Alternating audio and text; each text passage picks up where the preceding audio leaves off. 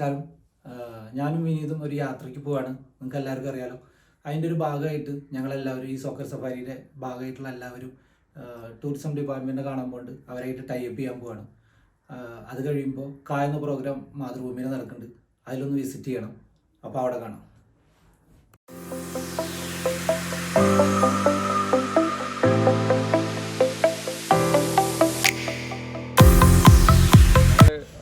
അഞ്ചാളുണ്ട്. അനസും കൂടി ഉണ്ട്.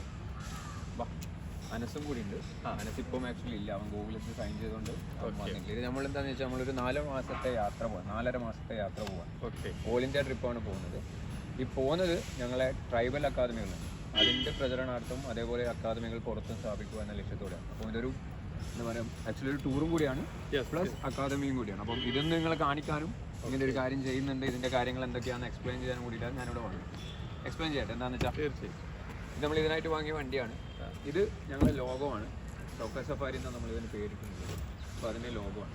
ഇത് ബേസിക്കലി നമ്മൾ എന്താ ചെയ്യാൻ പോകുന്നത് എന്നുള്ളതാണ്. അതായത് ഇന്ത്യ ബേസിക്കലി ഒരു ഫുട്ബോളുമായി ബന്ധപ്പെട്ട സ്ഥലമാണ്. നമുക്ക് അതായത് നമ്മൾ ഈ 83 വേൾഡ് കപ്പ് ജയിക്കുന്നതിന് മുന്നേയാണ് ക്രിക്കറ്റ് വേൾഡ് കപ്പ് ജയിക്കും. അതിൻ്റെ ബാക്കി സ്ഥലങ്ങളൊക്കെ നമ്മളൊന്ന് കാണുക എന്നുള്ളതാണ്. ഇത് രണ്ടാമത്തെ ഇന്ത്യയിലെ ഇമ്പോർട്ടൻ്റ് ആയിട്ടുള്ള മോണുമെൻറ്റുകളാണ്. ഇത് റെഡ് ഫോർട്ട് ഉണ്ട്, താജ്മഹലുണ്ട്, മധുരയിലെ ടെമ്പിൾ ഉണ്ട്, അങ്ങനെ എല്ലാ സാധനങ്ങളും ഉണ്ട്. അത് കഴിഞ്ഞ് ഈ സൈഡിലേക്ക് വരുമ്പോൾ ഇത് നമ്മളെ നാഷണൽ ബേർഡാണ്, മയിൽ വരും. ഇപ്പുറം ഇത് കുട്ടികളാണ്. കുട്ടികൾ പ്ലസ് ഞങ്ങളെ ഫോട്ടോസ് ഉണ്ട്. ഞങ്ങളായതുകൊണ്ട് ഞങ്ങളെ ഫോട്ടോസ് വെച്ച് എന്നുള്ളതേ ഉള്ളൂ. ഇനി അപ്പുറത്തെ സൈഡിൽ ഞങ്ങളെ നാഷണൽ ആനിമലും സ്റ്റേറ്റ് ആനിമലും ഉണ്ട്. പിന്നെ നമ്മളെ ലോകമുണ്ട്.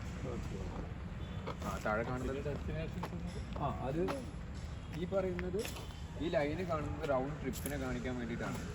ബേസിക്കലി ഇവിടെ നിന്നാണ് നമ്മൾ സ്റ്റാർട്ട് ചെയ്യുന്നത്. കഥകളിയാണ്. കഥകളി നമ്മളെ ഐഡന്റിറ്റിയാണ്. അപ്പോൾ അത് ഫസ്റ്റ് അവിടെ നിന്ന് നമ്മൾ മധുരയിലേക്ക് പോകും. അതിന് നടുവിലുള്ള പല സ്ഥലങ്ങളും നമ്മൾ മിസ് ചെയ്തിട്ടുണ്ട്. കാരണം ഏറ്റവും ഇമ്പോർട്ടൻ്റ് ആയിട്ട് പറയുന്ന സ്ഥലങ്ങൾ മാത്രമേ ഇവിടെ വെച്ചിട്ടുള്ളൂ. ആൾക്കാർ അറിയുന്നതും ഇമ്പോർട്ടൻ്റ് ആയിട്ടുള്ള സ്ഥലങ്ങൾ മാത്രമേ വെച്ചിട്ടുള്ളൂ. ഇതിന് നടുവിൽ ഇപ്പോൾ ആദ്യം പോകുന്നത് മൂന്നാറാണ്.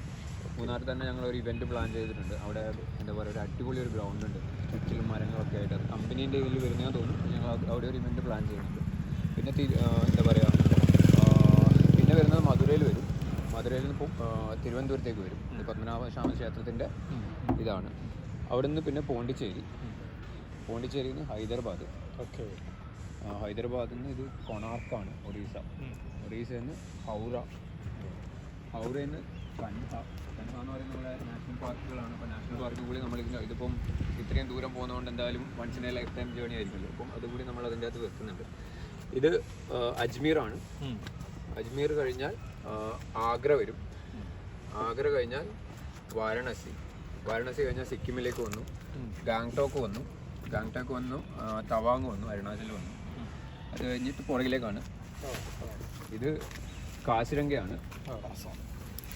കാസിരംഗ കഴിഞ്ഞാൽ ഇത് കൊഹിമ, നാഗാലാൻഡാണ്. അത് കഴിഞ്ഞ് പിന്നെ ലക്നൗവിലേക്ക് വന്നു. ലക്നൗന്ന് ഇത് ഋഷികേശാണ്. ഋഷികേശിൽ നിന്ന് മണാലിയിൽ നിന്ന് കശ്മീർ. ഇത് ആക്ച്വലി നമ്മളെ മമ്മൂക്കയാണ് നമുക്ക് ഇതെല്ലാം ചെയ്തു തന്നിട്ടുണ്ടായിരുന്നു. മമ്മൂക്ക എൻ്റെ ഫൗണ്ടേഷനാണിത്. മമ്മൂക്ക മിനിഞ്ഞാന്ന് ഫ്ലാഗ് ഓഫ് ചെയ്തു. ഞങ്ങളെ അക്കാദമി ഇനാഗുറേറ്റ് ചെയ്തതും മമ്മൂക്കയാണ്. അപ്പം അതിനുശേഷം ഇത് ലേ വരും. ലേ കഴിഞ്ഞാൽ ഇതിവർ മൂന്നാളാണ്, അനസ്, ഹരിവേട്ടൻ. ഇത് ഗോൾഡൻ ടെമ്പിളാണ്, അമൃത്സർ. ഗോൾഡൻ ടെമ്പിൾ കഴിഞ്ഞാൽ ഇത് ഹവാമഹൽ, ജയ്പൂർ കഴിഞ്ഞാൽ ഇത് ഗീർ വരും. ഗീർ കഴിഞ്ഞാൽ ഇത് മുംബൈ കഴിഞ്ഞാൽ ഗോവ. ഇത് നേരെ ഗോവയിൽ. ഇത് നമ്മളെ ഫൗണ്ടേഷനാണ്. ഇത് നമുക്ക് ട്രിപ്പുകൾ മൊത്തം പ്ലാൻ ചെയ്ത് തരുന്ന കമ്പനിയാണ്. പ്ലാൻഡി ട്രിപ്സ് എന്നാണ് പേര്. ഇത് ഹംപി വരും. ഗോവയിൽ നിന്ന് ഹംപിയിലേക്കാണ്. ഹംപി കഴിഞ്ഞാൽ ബാംഗ്ലൂർ ടു ഊട്ടിയിൽ നിന്ന് തിരിച്ച് കൊച്ചി. ബേസിക്കലി പറഞ്ഞാൽ ഇത് വളരെ കുറച്ച് സ്ഥലങ്ങൾ മാത്രമേ ആഡ് ചെയ്തിട്ടുള്ളൂ. അത്രേ ആഡ് ചെയ്യാൻ പറ്റൂ. എത്ര ദിവസത്തെ? ഇതൊരു 4.5 മാസം, ഏകദേശം 120-150 ദിവസം എടുക്കുന്നു വിചാരിക്കും. 50,000 കിലോമീറ്റേഴ്സ്. ഉദ്ദേശം പറഞ്ഞത് ട്രൈബൽ ഡെവലപ്മെന്റ് ആണ്. അതിൻ്റെ കൂടെ ടൂറിസം അത് പോവല്ലോ. അങ്ങനത്തെ ട്രൈബൽ അക്കാദമികൾ സ്ഥാപിക്കുക, അല്ലെങ്കിൽ അതിനുള്ള ലൊക്കേഷൻസ് കണ്ടുപിടിക്കുക എന്നുള്ളതൊക്കെയാണ് നമ്മൾ പ്ലാൻ ചെയ്യുന്നത്. ഇതൊന്നും നിങ്ങളൊക്കെ ഫുൾ ടൈം ട്രാവൽ ചെയ്യുന്ന ഇവർ രണ്ടുമാണ്. ഞാൻ റാഫിയൊക്കെ ഇടയ്ക്ക് ഒരു 10 ദിവസം. നമ്മൾ മാത്രമല്ല ബാക്കി പലരും വരുന്നുണ്ട്. പല അത് മാത്രമല്ല, ഇന്റർനാഷണൽ ലെവലിലുള്ള പലരും നമ്മൾ ഓൾറെഡി കോൺടാക്ട് ചെയ്തിട്ടുണ്ട്. ഇപ്പം നമ്മളെ നാഷണൽ ടീമിൽ നമ്മളൊപ്പം കളിച്ചിട്ടുള്ള ആൾക്കാർ പല സ്ഥലങ്ങളിൽ അവരുടേതായ ഏരിയകളിൽ അവരെ കണ്ട് അവരെ സഹായം കൂടി നമ്മളിതിൽ നോക്കുന്നുണ്ട്. നമ്മൾ ഒറ്റക്കല്ല. ഒരുപക്ഷെ ആദ്യമായിട്ടായിരിക്കും നമ്മുടെ രാജ്യത്ത് ആയില്ല. അപ്പോൾ ദേശീയ താരങ്ങൾ ഇവിടെ ഒരു സാമൂഹിക പ്രതിബദ്ധതയോടുകൂടി ഈ ജീപ്പിന്റെ മുന്നിലൊക്കെ നീ വന്നിട്ടുണ്ട് ഓടാനുള്ള നമ്മുടെ കേരളത്തിന്റെ സ്വകാര്യ അഹങ്കാരം എന്ന് വിശേഷിപ്പിക്കാവുന്ന ഫുട്ബോൾ താരങ്ങൾ എല്ലാവരെയും പ്രത്യേകം പരിചയപ്പെടുത്തേണ്ട ആവശ്യമില്ല. എല്ലാവരും ഈ നാടിൻ്റെ അഭിമാനമാണ്.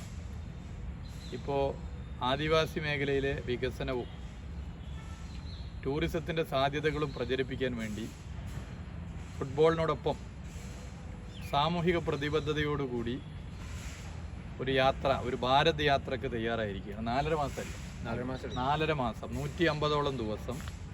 ഇപ്പോൾ ഇവിടെ വിനീത് വിശദീകരിച്ചതുപോലെ വിവിധ കേന്ദ്രങ്ങളിലൂടെ ആ റൂട്ട് കംപ്ലീറ്റ് ഈ വാഹനത്തിലുണ്ട്. ഇത് പെർമിഷൻ എടുത്തിട്ടുണ്ട് കേട്ടോ. പെർമിഷൻ എടുത്തിട്ട് വിവിധ കേന്ദ്രങ്ങളിലൂടെ സഞ്ചരിക്കുകയാണ്. ഇതൊരു വെറൈറ്റിയാണ്.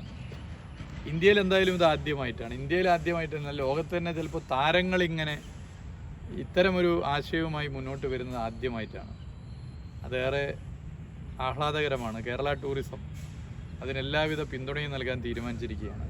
ഇത്തരമൊരു ആശയത്തിന് നേതൃത്വം കൊടുത്ത എല്ലാവരെയും പ്രത്യേകം അഭിനന്ദിക്കുകയാണ്. ഞങ്ങളൊക്കെ ഫുട്ബോൾ പ്രേമികളാണ്. ചെറുപ്പം മുതലേ എല്ലാ നിലയിലും കളി കാണുന്നതാണ്. എൻ്റെ വീട് കോഴിക്കോട് സ്റ്റേഡിയത്തിൻ്റെ തൊട്ടടുത്തായതുകൊണ്ട് അന്ന് Nehru trophy, Nagji Amarsingh memorial tournament ഒക്കെ കോഴിക്കോട് അതിൻ്റെ ഒരു പ്രധാന കേന്ദ്രമായിരുന്നു. പിന്നെ ലോകകപ്പ് ഫുട്ബോളും മറ്റെല്ലാ ക്ലബ് ഫുട്ബോളുകളൊക്കെ കാണുന്നതാണ്. അപ്പോൾ ഫുട്ബോളിനോട് വല്ലാത്തൊരു സ്നേഹവും താല്പര്യമാണ് ഞങ്ങൾക്കൊക്കെ ഉള്ളത്. അപ്പോൾ നിങ്ങൾ ഇങ്ങനെ ഒരു വലിയ ഒരു ലക്ഷ്യവുമായി വരുന്നതിന് വീണ്ടും അഭിനന്ദിക്കുകയാണ്. Thank you. അപ്പോൾ ഇത്രയും സമയം നമ്മുടെ കൂടെ ചെലവഴിച്ചതിന് താങ്ക് യു. അപ്പം നമുക്ക് തിരിച്ചു വന്നിട്ട് സന്തോഷത്തോടെ കാണാം. ഓക്കെ.